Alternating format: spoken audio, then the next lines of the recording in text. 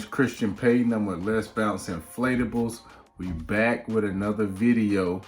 Today's video is gonna be about the supplies you need in the field to run your bounce house business. If you've been back, you already know the kind of information we're gonna give you. If it's your first time here, don't forget to like, subscribe, and ring that bell so you can get more video notifications just like this. It's time to get into it. So some things you're gonna need, right? One thing you're gonna need is the blowers. That's gonna blow up your units. 1 horsepower, 1.5 horsepower, 2 horsepower. That depends on what bounce house you get. We always get them from the manufacturer as soon as we get the bounce house. And so we have a bounce house and we have a designated blower for it, right? After that, you're gonna need some small stakes. What we do is we use TARPS. And so not everybody uses TARPS. We does TARPS, just another extra layer of protection. Also with the homeowner's grass and everything, TARPS help out big. And it helps keep your units clean, because if you got water ones, or if it's kind of like a little gloomy day and all of that grass inside the bounce house, it's hard to clean, right? We got large stakes. Those are to go into the bounce houses. Those come with the bounce houses when you purchase them. So it's included in your order. Then, like I said, you're gonna need TARPS. Already kind of told you what we use those for. We have a regular hammer. Sometimes getting those small stakes out of the TARPS, depending on the weather that day and if there's rocks underneath the soil, you never know. But it makes it a little easier to put those in the ground, take them out. We got a sledgehammer. We use it on all of our bounce house stakes. They're like 18-inch stakes. Some of them is bigger, especially for like the slides. You're gonna definitely need a sledgehammer. If you don't, good luck. Only way you really won't need a sledgehammer is if you starting your business and you have like the ones that you can use at the house. And you could probably get away with using like a regular hammer or like a mallet. After that, you're gonna need a hand truck. These hand trucks, they have all kinds of them. Some of them actually, you can stake them into the ground. They can roll them up for you. Some of them just like a regular hand truck. Depends on what stage you're at and what size bounce houses you got. I think the one we have is about up to about 450 pounds that it can hold. It has the little piece, the extended piece that kicks out on it, that give you a little more room on it. You can usually get those from whoever you get your bounce houses from, which makes that kind of easy, right? And then you're gonna need extension cords, right? We found out the hard way with the extension cords, right? So we spent a lot of extra money on it and don't want you to do that. So we went out and we got like 25-foot extension cords, 50-foot extension cords. To be honest with you, you just need to get the 100-foot extension cords. It makes it a ton easier on you out there in the field, right? And also get one of those extension cord roll-up kits too, because doing it by hand is a hassle. But just get a 100-foot extension cord, that way that you're ready for like any party size you need.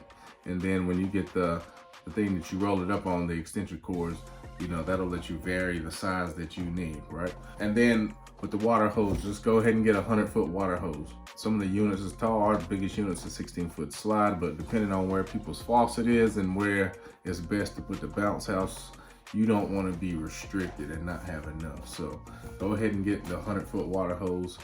And actually, we have some roll-up straps.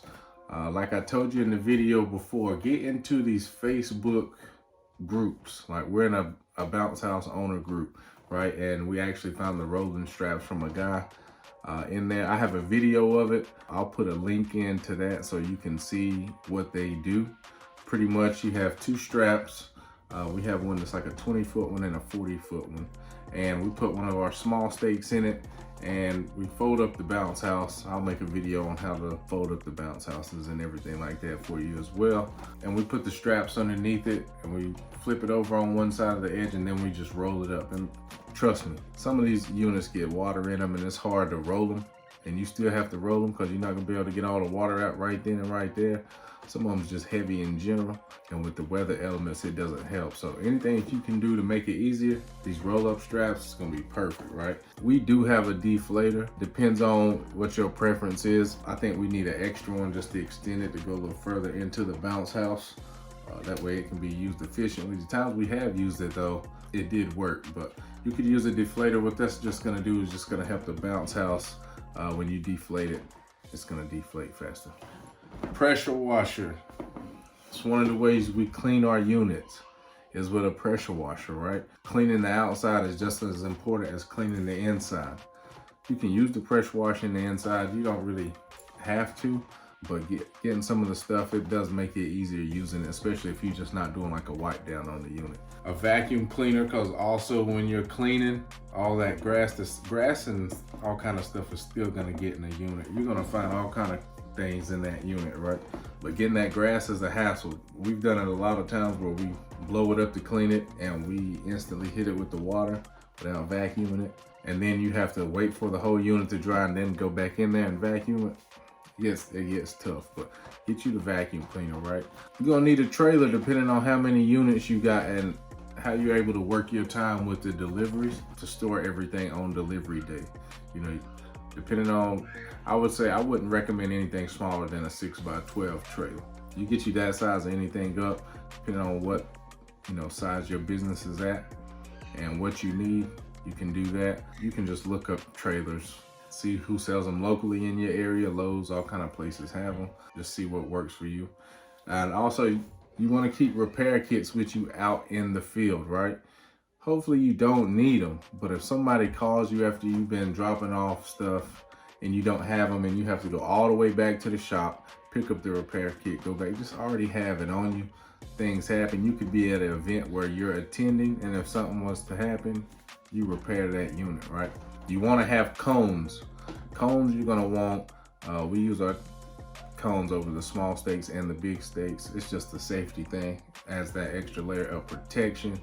It lets people know where they're at, the parents know where they're at, so everybody has a little more peace of mind in the units, right? You don't want to, sometimes it's hard to even get the steaks all the way in, but if you can have that cone in, it covers it up enough to where it's not a safety hazard anymore, and you don't have to have insurance problems, nothing like that. And then for like your water slides, your combo units that you can use wet or dry, your slip and slides, whatever the case may be, you want the nozzles that come with them when you order those units. We take them anyway. Sometimes people are like, no, we're using it dry. That's cool, we still got it anyway, just in case they were using it wet. You never want to forget those things and just have the water coming out the water hoses. It just loses the effect. I mean, and besides like all the office stuff you need, you know, a truck is good with this. Some people have the SUVs and they have trailers. Whatever in your budget that you can get it done. I've known people to rent them, like rent a truck or a van or something like that, or even a trailer just to tow, you know, depending on what stage they're in. So hope I was able to help you. Don't worry, I got you more videos on the way. If you got any questions, comments, leave them below. I'll get back to you as soon as possible.